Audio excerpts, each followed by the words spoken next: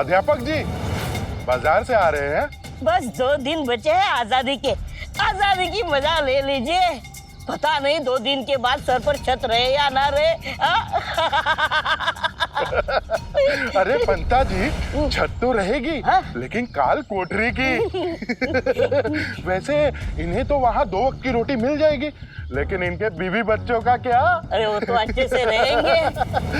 उन्हें तो घर से बाहर निकाले जाने का तजुर्बा जो है। और इनका बेटा उद्धव, वो तो माँ के पेट से सीख के जो आया है। क्यों?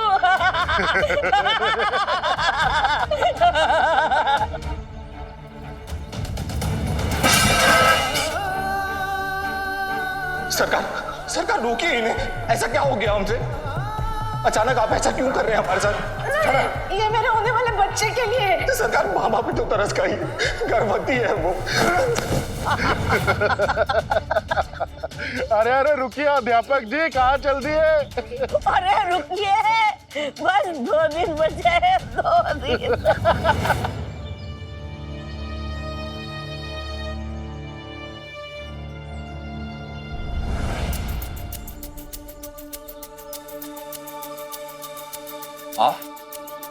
मैंने आपसे कहा था ना कि मैं आपका काम नहीं कर सकता।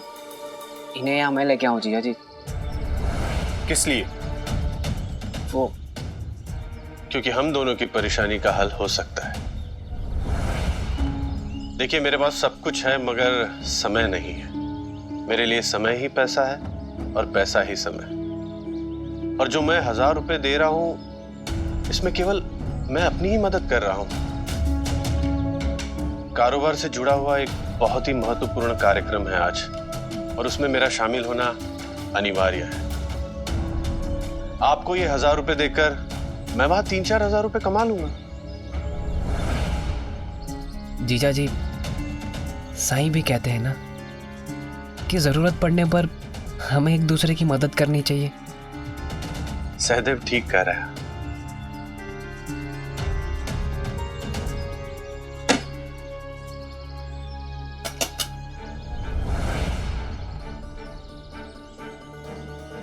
ये है वो 1000 रुपए, मगर ये आपके हाथ में तभी आएंगे जब आप मेरा काम सफलतापूर्वक कर देंगे।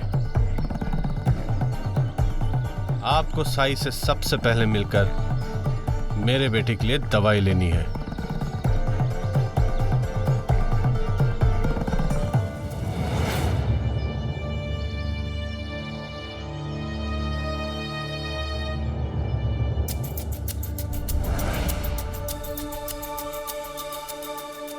जीजा जी, इतना मत सोचिए, मान जाइए।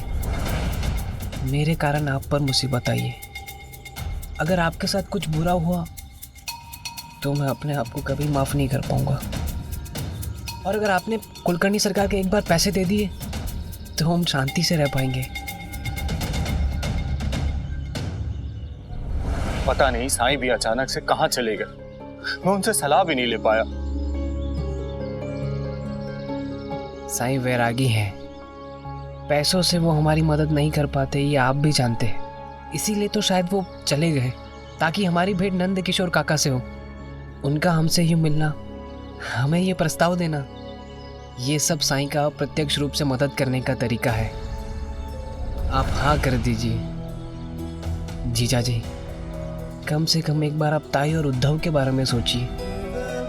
आप और मैं, हम किसी भी मुसीबत का सामना कर सकते हैं, पर अगर सरकार ने हमें कारावास भिजवा दिया, इस घर को जब्त कर लिया, तो वो दोनों क्या करेंगे? वो दोनों कहाँ जाएंगे? दर दर की ठोकरें खानी पड़ेंगी उन्हें।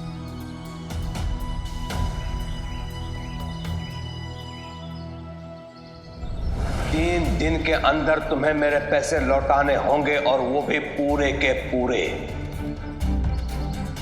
यदि निर्धारित अवधि में तुम पैसे नहीं लौटा पाए तो मैं तुम्हारी एक एक वस्तु को नीलाम करवा दूंगा और पुलिस को बुला के तुम्हारे पत्नी के भाई को नहीं, तुम्हें उनके हवाले करूंगा।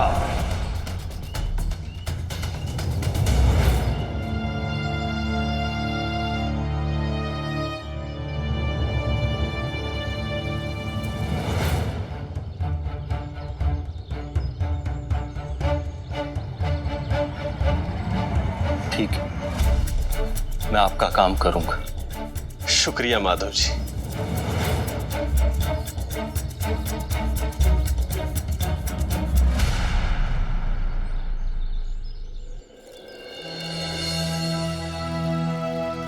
साईं कब तक आएंगे?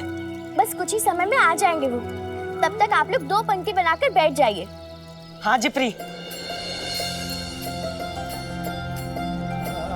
मैंने साई को देखा, वो शिरडी लौट आए हैं और किसी भी क्षण यहाँ आते होंगे। सुना आप लोगों ने? अब आप लोग धैर्य रखिए।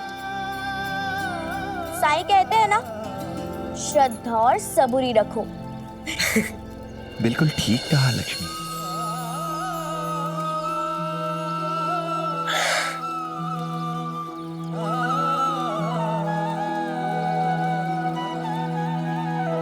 माफ कीजिएगा, आप लोगों को मेरी वजह से इंतजार करना पड़ा। किसी को सख्त जरूरत थी मेरी, उसी से मिलने गया था मैं। हम जानते हैं साईं, आप किसी की मदद करने ही गए होंगे। आप लोग बैठ जाइए। साईं,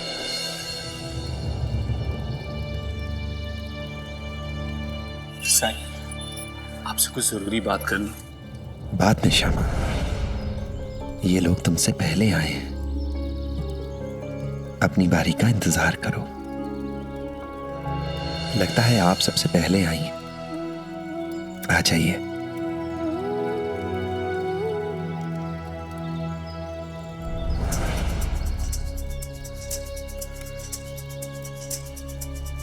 माधव, तुमने साई से बात की? साईं से बात तो नहीं हुई, लेकिन वो कभी भी हमें दवाई देने के लिए बुला सकते हैं। अरे तो किस बात के पैसे दे रहा हूं? आपको मेरे लिए काम करना ही होगा।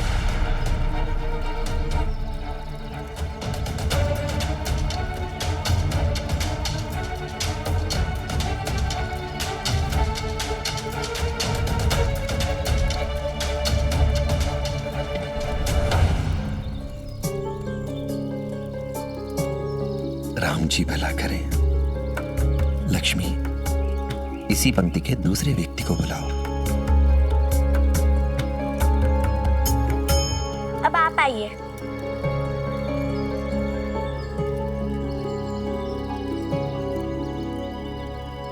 आइए, इस कतार में प्रतीक्षा करते हैं। साईं यहाँ से लोगों को पहले बुला रहे हैं। लेकिन अब आपको सुनिश्चित करना है कि साई से 3 दिन की दवा देने के लिए मना ले। ठीक,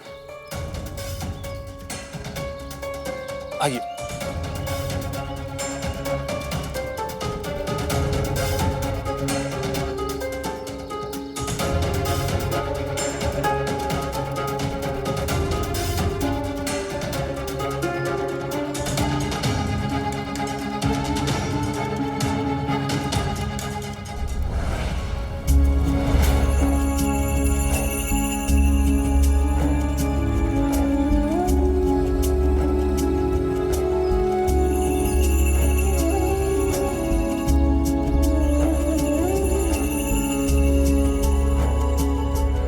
तैयार रहिए, अगली बारी हमारी है।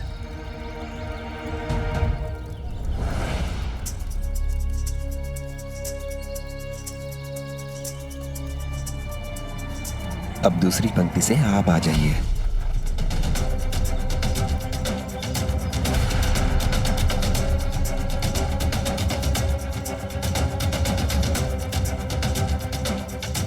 ये क्या? बारी तो हमारी थी। साई ने हमें बुलाया क्यों नहीं? और आप कुछ कहते क्यों नहीं? मैं बात करता हूं।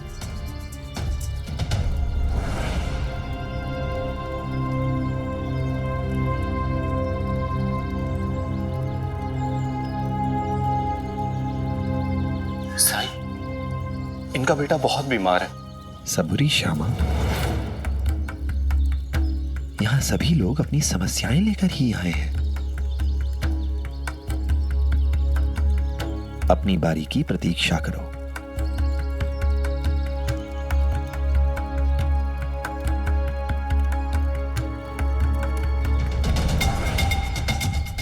क्या क्या कहा साई ने? उन्होंने मेरी बात सुनी ही नहीं। जरूर कोई ना कोई कारण है, वरना साईं। मुझे कुछ नहीं सुनना। अब मैं आपको एक पैसा नहीं देने वाला। आप पैसे पाने लायक ही नहीं है। जा रहा हूं मैं।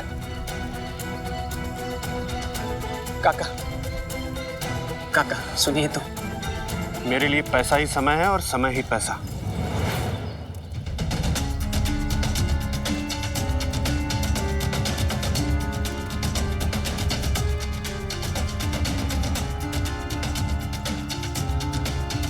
आप आइए।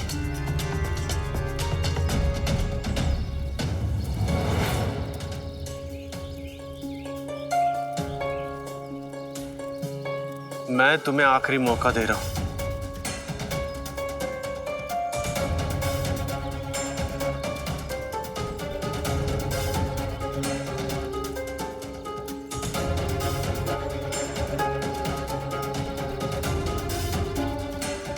साईं, वो सबरी श्यामा,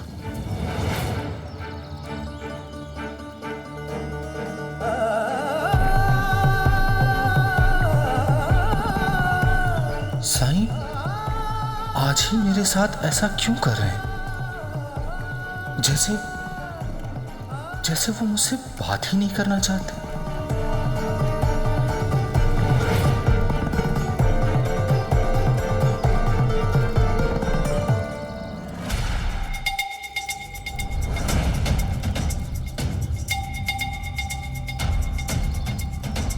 क्या कहा साईं ने? बोलो।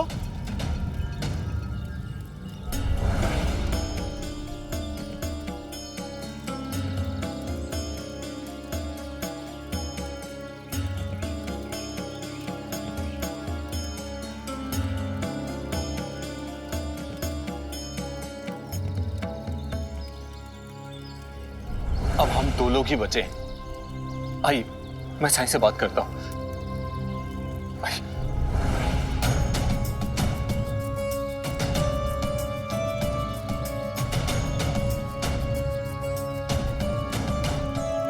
साईं, इनको 3 दिन की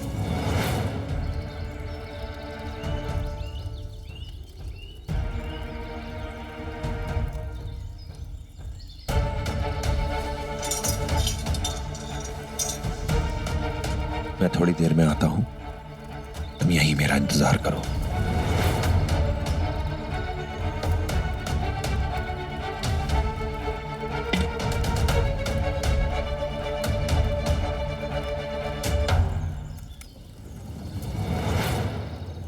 क्या मतलब है इसका? हाँ? आप तो दावा कर रहे थे कि साई आपके लिए सखा है, बंधु की तरह है, और आप, अरे आप तो सीधे मुंह बात भी नहीं कर सकते उनसे। अब मैं आपको 1 रुपया नहीं देने वाला। और साई, हो सकता है कि उनके इलाज में कोई चमत्कार हो, हाथों में यश हो, और जहां तक मैंने महसूस किया है, उन्हें किसी की कोई परवाह नहीं है। अक्खड़ मिजाज है वो। जो उन्होंने कह दिया बस वही होना चाहिए। अगर लोगों की मजबूरी समझते ना तो मेरी भी समझते। मेरे बेटे के लिए कुछ नहीं किया है उन्होंने। आने दो उन्हें। आज तो मैं उन्हें खरी खोटी सुना के ही रहूंगा।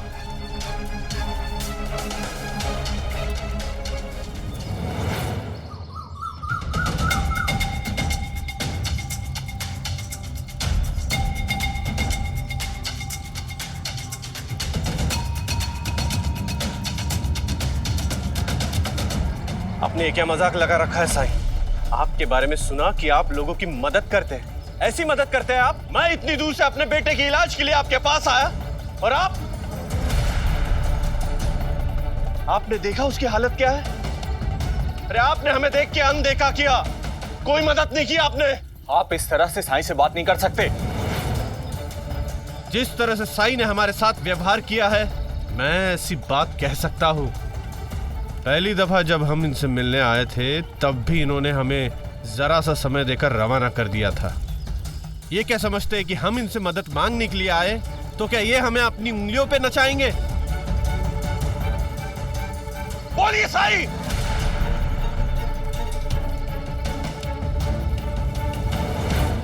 अरे बोलिए ना साईं, आप मेरे बेटे का इलाज क्यों नहीं कर रहे?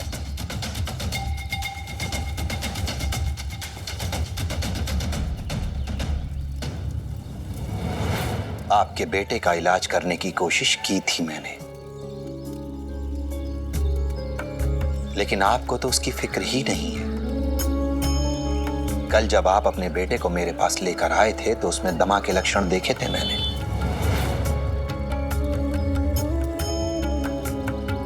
एक ही बार में किसी निष्कर्ष पर नहीं पहुंचा जा सकता।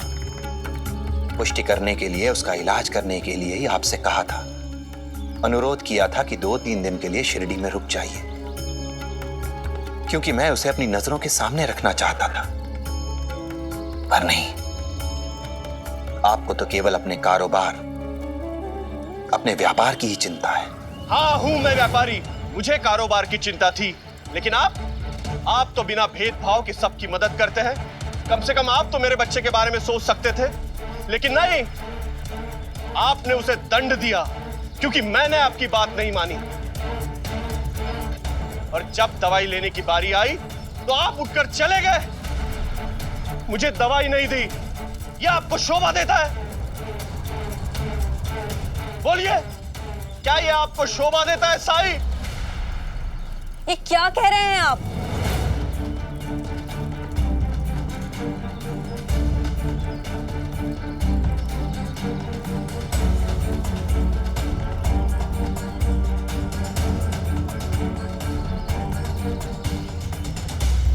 शायद आप जानते नहीं हैं कि आज सुबह शिरडी लौटते ही साईं सबसे पहले हमारे घर आए थे।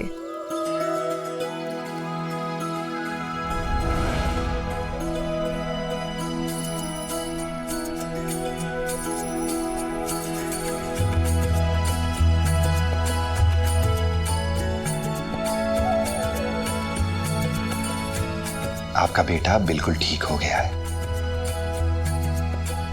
ठीक कैसे नहीं होता साईं? आप पहले भी सुबह सुबह आए, इसकी देखरेख की। ना जाने कौन सी जादुई औषधि आपने दी है जो इस पर इतनी जल्दी असर कर गई, और अभी भी आप दोबारा आए हैं। सच कहूं तो जितनी मेहनत आपने की है, जितने फिक्रमंद आप हैं, वो देखकर ऐसा ही लगा कि भानु की देखभाल आपने एक वैद्य की तरह नहीं, बल्कि एक माँ की तरह की हो। बहुत बहुत धन्यवाद।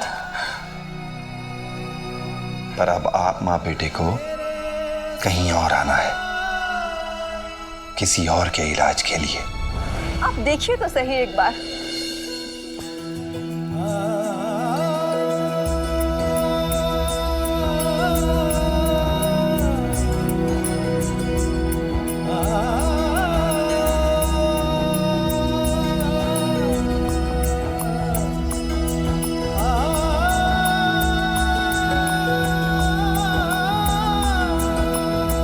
इतने वर्षों बाद आज मैं अपने बेटे को स्वस्थ देख रहा हूं। न जाने कब से बीमार था ये।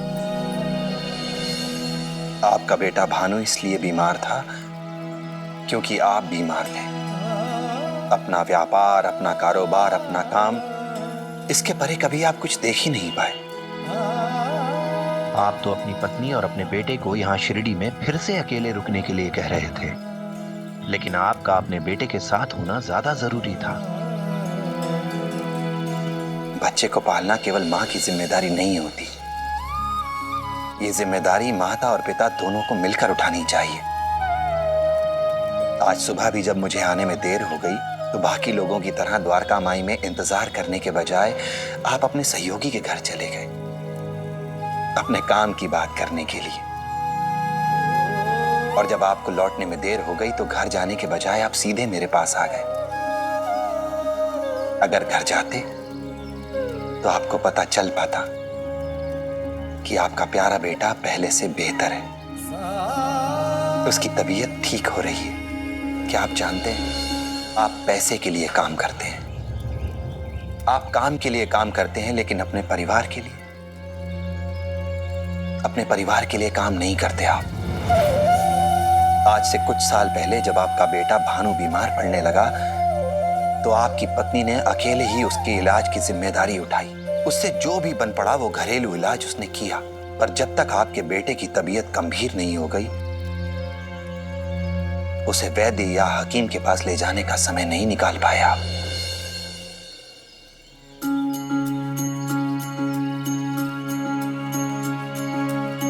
जब जीवन में दुख का अंधियारा छाए, मन में सदा श्रद्धा की ज्योत जलाए, विश्वास मन का तुझको पार लगाए, भक्ति भावना श्रद्धा से जो शीश झुकाए। ओम साई ओम साई ओम साई ओम साई ओम साई ओम साई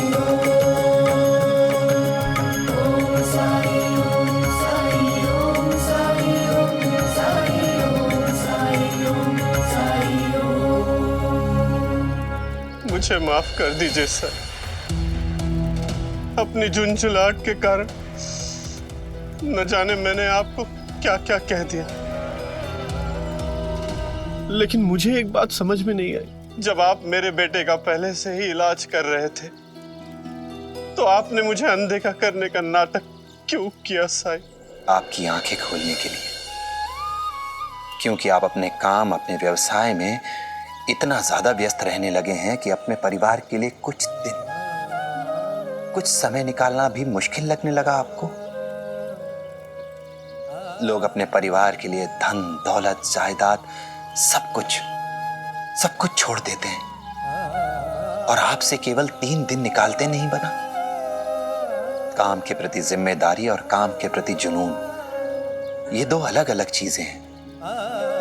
आपको अपने काम और अपने परिवार के बीच संतुलन बनाना सीखना होगा। आखिर किसके लिए कमा रहे हैं आप? अपने परिवार के लिए ना। पैसा कमाना लक्ष्य हो सकता है, कोई बुरी बात नहीं है। ये साधन जुटाने का माध्यम भी हो सकता है, लेकिन अगर कोई बीमार है, आपके परिवार का कोई सदस्य अस्वस्थ है, तो आपके पैसे से कहीं ज्यादा उसे आपका साथ चाहिए, आपकी सेवा चाहिए उसे। अपने परिवार की सेवा करके देखिए तो आप जान पाएंगे कि कितना बड़ा चमत्कार है इसमें।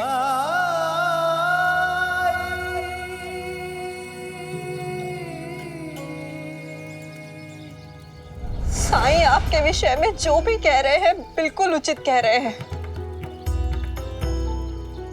आप जानते हैं पिछले 2 वर्षों में आपने हमारे साथ घर पर केवल 17 बार भोजन किया है। दिन गिनकर रखी हूं मैं। और इस बार तो दिवाली पर भी आप देर रात तक काम करते रहे। आप जानते हैं हर रात आपके बेटे का आखिरी वाक्य क्या होता है? यही कि बाबा कब आएंगे।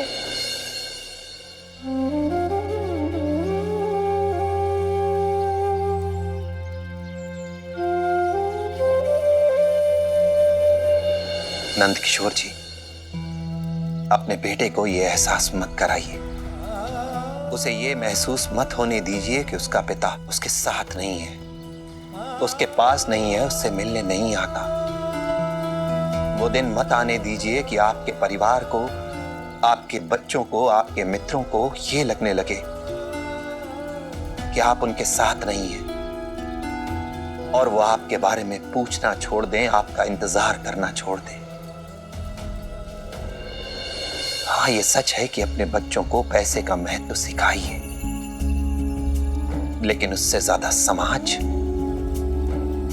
और रिश्तों का आदर करना सिखाइए, एक अच्छा उदाहरण बनकर। आपने मेरी आंखें खोल दी साईं।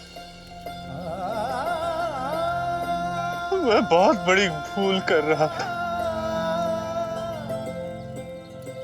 आप घबराइए मत, मैं आपके पैसे दे दूंगा।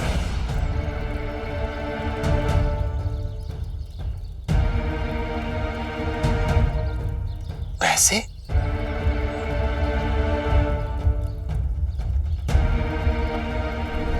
श्यामा, तुम ऐसा कैसे सोच सकते हो कि तुम किसी की सिफारिश कर सकते हो? क्या इतने सालों में भी तुमने कुछ नहीं सीखा? क्या तुम जानते भी हो जो तुम कर रहे हो उसे क्या कहते हैं? रिश्वत।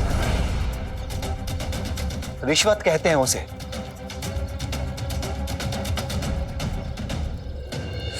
नहीं साईं, नहीं।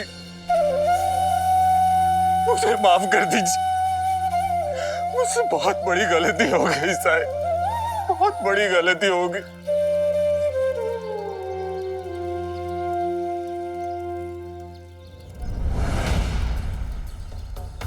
नहीं साईं, इसमें जीजा जी की नहीं, गलती मेरी है।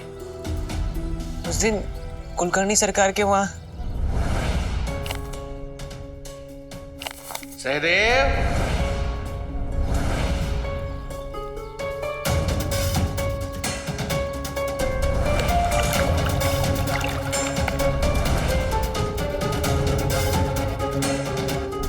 दिन के अंदर तुम्हें मेरे पैसे लौटाने होंगे और वो भी पूरे के पूरे। यदि निर्धारित अवधि में तुम पैसे नहीं लौटा पाए तो मैं तुम्हारी एक एक वस्तु को नीलाम करवा दूंगा और पुलिस को बुला के तुम्हारे पत्नी के भाई को नहीं, तुम्हें उनके हवाले करूंगा।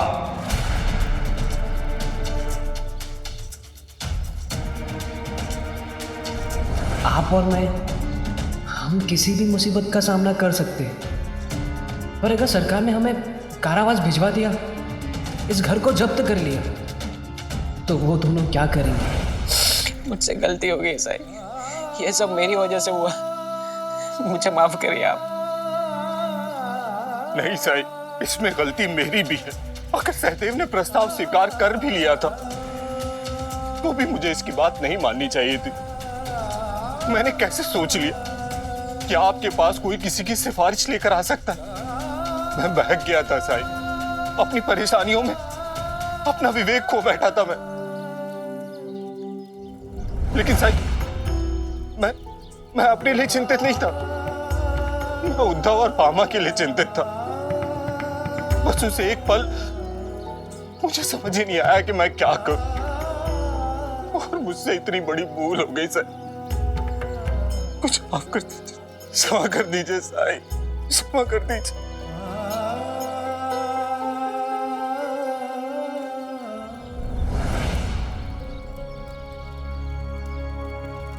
मुझे उस तालाब के पास ले चलो।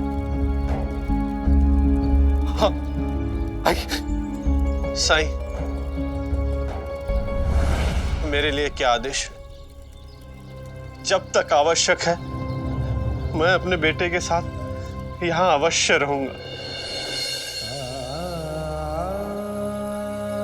आपका बेटा भानु अब पूरी तरह से ठीक है, स्वस्थ है ये। आप अपने परिवार के साथ अब कोपरगांव जा सकते हैं।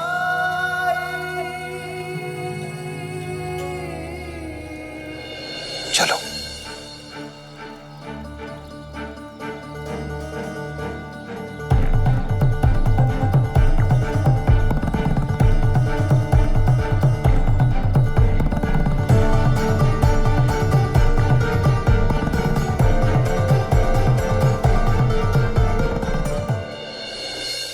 आइए सही।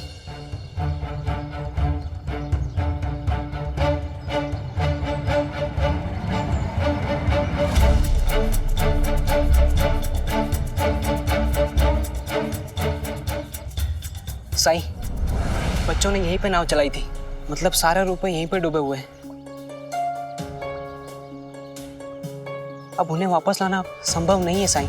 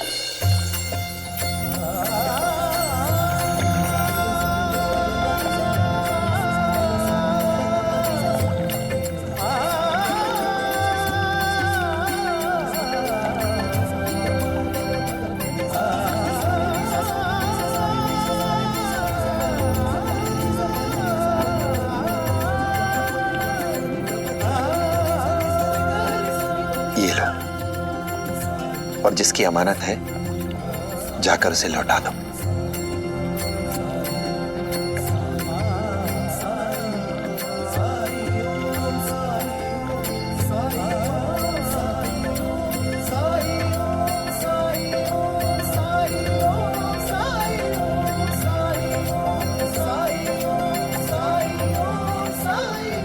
शुक्रिया साईं। राम जी भला करे। आज सुबह साईं ने मुझसे कहा कि मैं यहाँ खड़ा रहूं तो मेरी पत्नी का हार मुझे सरकार से वापस मिल जाएगा, लेकिन यहाँ खड़ा रहने से हार कैसे मिलेगा? ये कैसे संभव है? मेरी तो कुछ समझ में नहीं आ रहा।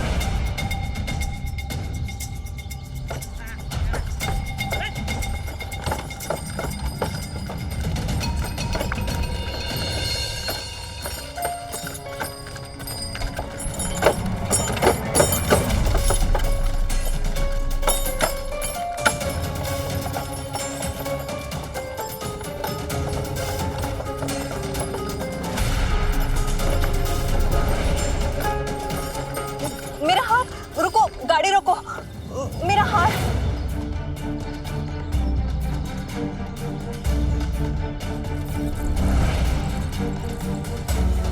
देखिए मेरा हार।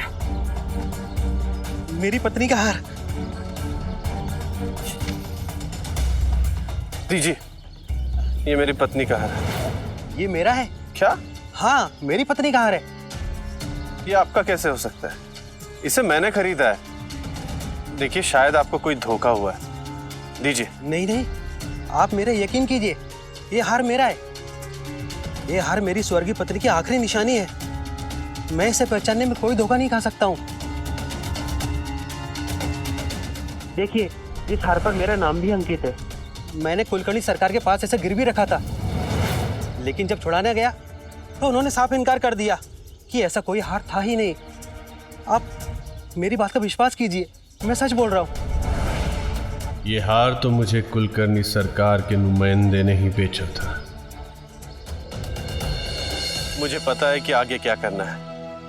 लाइए, ये हार मुझे दीजिए और चलिए मेरे साथ। आप यहीं रुकिए, मैं अभी आता हूँ। जी। चलिए। अगर तुम लोग यहाँ पर और समय मांगने के लिए आए हो तो जिस गति से आए हो उसकी दुगनी गति से यहाँ से चले जाओ। 2 दिन का समय है तुम लोगों को पैसा लौटाने के लिए। अतिरिक्त समय नहीं मिलेगा, एक क्षण भी नहीं। जाओ यहाँ से।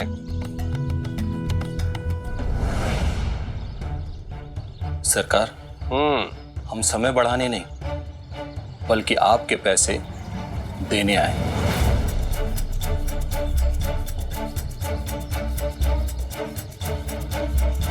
पूरे 1000 रुपए लायो?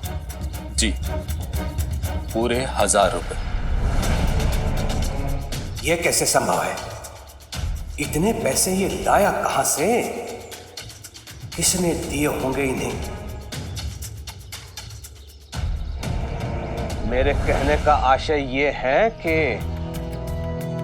रुपए कागज के है ना, क्योंकि इन्हें लाने के लिए मैं शहर गया था।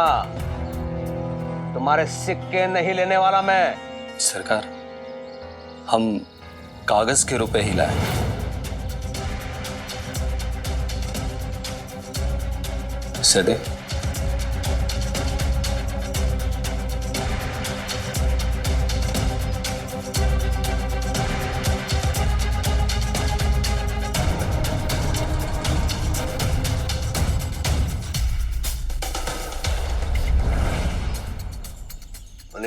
जी सरकार।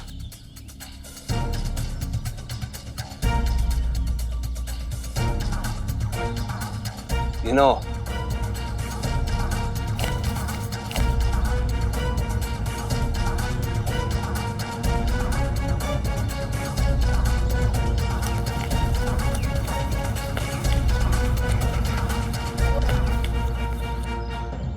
सरकार, इसमें 10 रुपए कम है। लगता लगता है तुम दोनों की स्मरण शक्ति क्षीण हो गई है। मुझे पूरे 1000 रुपए चाहिए। 10 रुपए कम है इसमें। सरकार, वो तो आप ही के पास है ना, जो आपने गोविंदा से ली थी।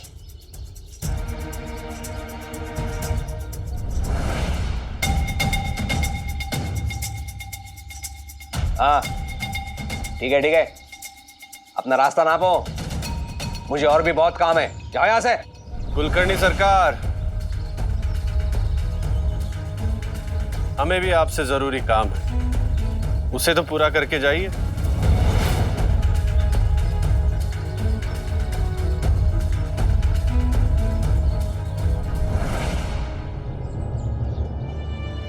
अरे आप यहां? सरकार, आपके एक आदमी ने ये हार बेचा था मुझे, ये कहकर कि वो हार आपका है, जबकि वो हार आपका नहीं था। और ये आदमी उस हार को देखकर ये दावा कर रहा है कि वो हार इसका है। असंभव, दिखाइए तो।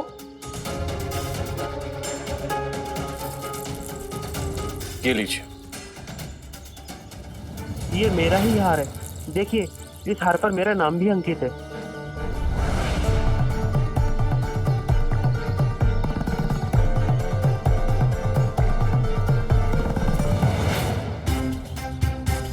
हरिओम हरिओम, आप सच कह रहे हैं। जरूर मुझसे कोई भूल हो गई है, चूक हो गई है। क्या है ना कि ये गांव वाले मेरे पास अपना सामान गिरवी रख के जाते हैं, कभी कभार गड़बड़ हो जाती है। हरिओम। अच्छा, तो फिर आपको उस हार को बेचने का अधिकार नहीं था। चलिए लाइए, मुझे मेरे पैसे दीजिए। हाँ, कुल मिलाकर आप 330 रुपए दे दीजिए। लाइए, दीजिए। इतने पैसे हमारे सरकार नहीं देंगे। अच्छा, तो इसका फैसला पुलिस आकर करेगी। हरिओम हरिओम, ये कैसे फांसा पलटा? थोड़ी देर पहले माधव को मैं पुलिस से डरा रहा था,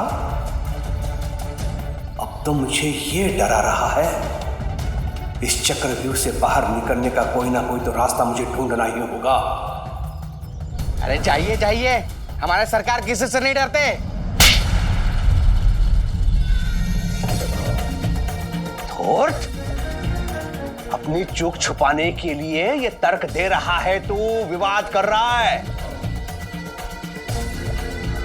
तूने ही हार बदला है। और जब नंद किशोर जी सच कह रहे हैं तो उन पर चिल्ला रहा है तू। तुम्हें तो बाद में देख लूंगा मैं। 330 रुपए निकाल।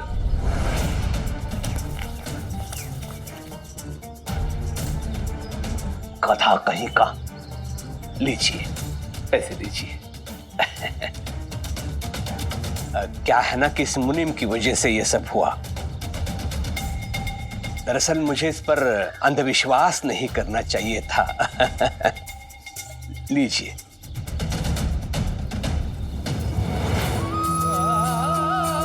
मुझे पूरा विश्वास है कि शोभा की शादी से पहले ही कुलकर्णी सरकार अपने हाथों से राम भाव की अमानत उनकी पत्नी का हाथ उन्हें वापस लौटा देंगे।